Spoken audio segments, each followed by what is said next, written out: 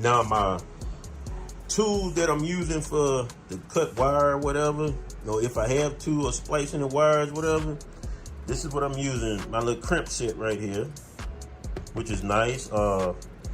It came from iCrimp tools. Hey, just to let y'all know, hey, this company here, they make some good quality tools. I'm telling y'all need to check them out. Look, y'all see how this crimp set look right here? Look at that. Got everything in there. Got all the connectors. Look at that. And you can tell I've been using it already on a few installs. So it come with all that down.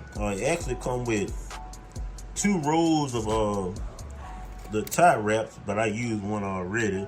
But just to show y'all, hey, get you a set of these right here. I'm telling you. You got your wire cutters on there, your crimpers, the wire strippers on there. And that's the model number on this one right here.